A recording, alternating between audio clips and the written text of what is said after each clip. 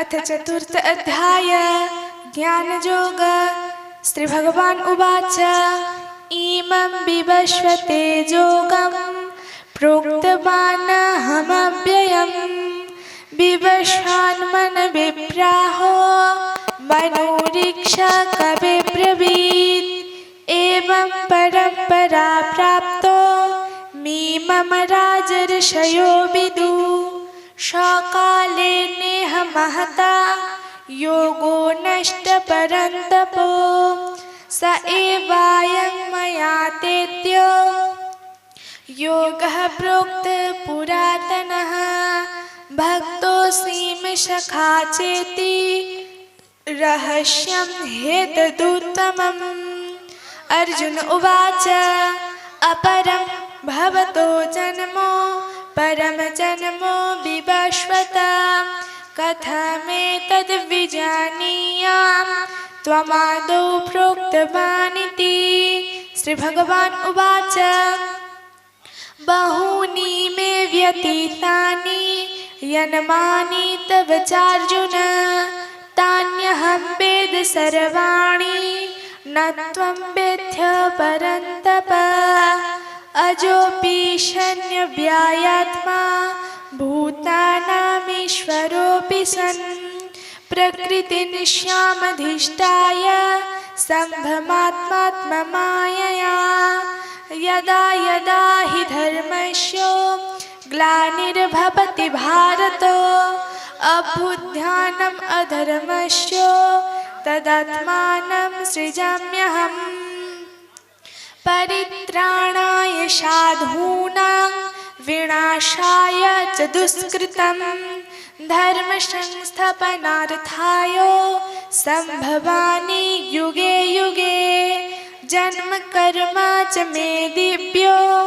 मेवं जो वेत्ति तत्ततः त्याक्ता देहं पुनर्जन्मो नैति मामेति सोऽर्जुनो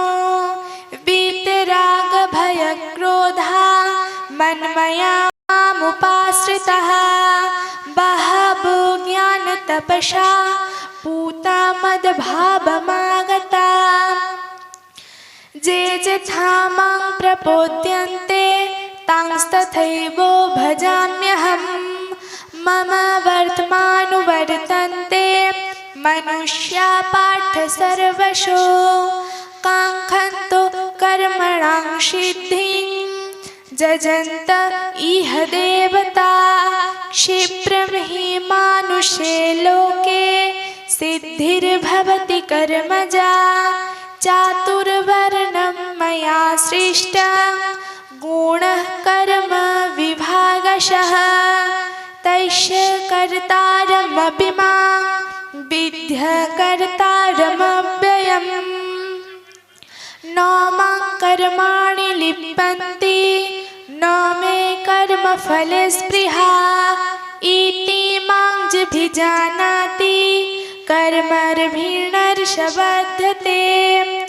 एवं ज्ञात्वा कृतं कर्म पूर्वैरपि मुमुक्षुभिः कुरु कर्मैव तस्मात् त्वं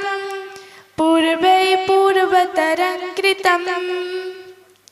किं कर्मो किं कर्मेत्रि कवयोऽप्यत्र मोहिता तत् कर्म प्रवक्ष्यामि यज्ञात्या मोक्षे शुभात् कर्मणो ह्यपि बद्धवं बोध्यवं च विकर्मणः अकर्मणश्च बद्धव्यं गहो न कर्मणो गतिः कर्मण्यो कर्मजा पश्येद कर्मणि च कर्मजा स बुद्धिमान् मनुष्येषु स युक्ता कृत्स्नकर्मकृत् यस्य सर्वे समारम्भा कामसङ्कल्पवर्जिता ज्ञानाग्निदग्धकर्माणं तमाहुः पण्डितं बुधाः त्याक्तकर्मफलासङ्गं नित्योत्तृप्तनिराश्रयो कर्मण्यो विप्रवृत्तोऽपि नैव किञ्चित् करोति सः निराशीर्यत चित्तात्मा त्याक्तो सर्वपरिग्रहो शारीरं केवलं कर्म कुर्वन्नाप्नोति किल्बिषम् यदृच्छालाभसन्तुष्टः दन्दातीतो विमत्सरः समसिद्ध्यावसिद्ध्यौ च कृत्वापि न निबध्यते गतसङ्गस्य मुक्तस्य ज्ञानावस्थितचेतसा जजनायाचरतो कर्म समग्रं प्रविलीयते ब्रह्मोपणं ब्रह्महविर्ब्रह्माग्नो ब्रह्मणाहुतं ब्रह्मैवोतेन गन्तव्यं ब्रह्मो कर्म समाधिना दैवमेवापरे जजनं योगिनः पर्युपासते ब्रह्मज्ञावपरे जजनं जजनेनैवोपजुह्यति श्रोत्रादीनीन्द्रियाण्यान्ये संयमाग्निषु जुह्वति शब्दादीन् विषयानन्यो इन्द्रियाग्निषु जुह्वति सर्वाणीन्द्रियकर्माणि प्राणकर्माणि चापरे आत्मसंयमयोगाग्नौ जुह्वति ज्ञानदीपिते द्रव्यो जजनास्तपो जजना योगो जजनास्तथा परे साध्य ज्ञानजजनाश्च जतयो संशितो व्रता अपाने जुह्वति प्राणं प्राणे पानं तथा परे प्राणपानगतिरुद्ध्वा प्राणायामपरायणः अपोरे नियताहारा प्राणान् प्राणेषु जुह्वति सर्वपेते जजनविदो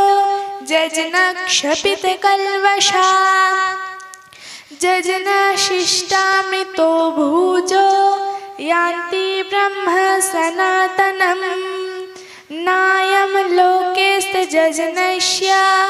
कूटन्यपुरुषोत्तमो एवं बहुविधा जजना वितता ब्रह्मणो मुखे कर्मजान् विधितान् सर्वा नेवं ज्ञात्या विमोक्षसे श्रेयान्द्रव्यमयाद् जजनात् ज्ञानो जजनो परन्तपो सर्वं कर्माखिलं पार्थ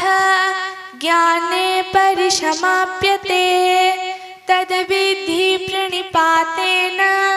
परिप्रश्नेन सेवया उपदेक्ष्यन्ति ते ज्ञानं ज्ञानिनस्तत्त्वदर्शिनः जजगात्या न पुनर्मोहमेवं जास्यसि पाण्डव जेन भूतान्यशेषेण द्रक्ष्यस्यात्मन्यथो मयि अपि चेदसि पापेभ्यः सर्वेभ्यो पापकृत्यम् सर्वं ज्ञानप्लवोऽयनैव वृजिनं सन्तरिष्यसि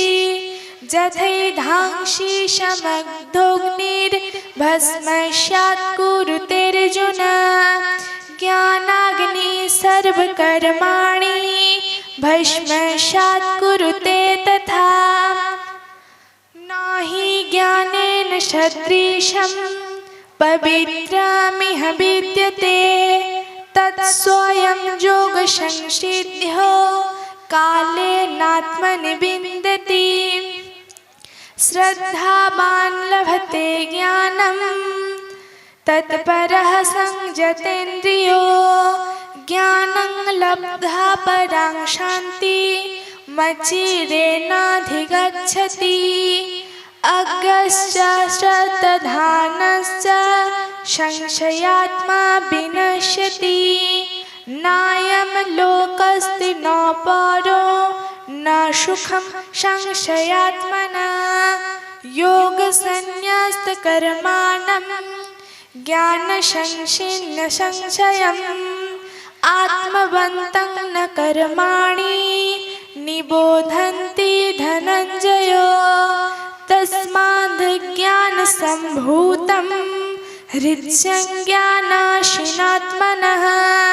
चित्त्वैनं संशयं योगो मत्तिष्ठत्तिष्ठ भारत इति ज्ञानयोग नाम चतुर्थ अध्याय संपूर्ण।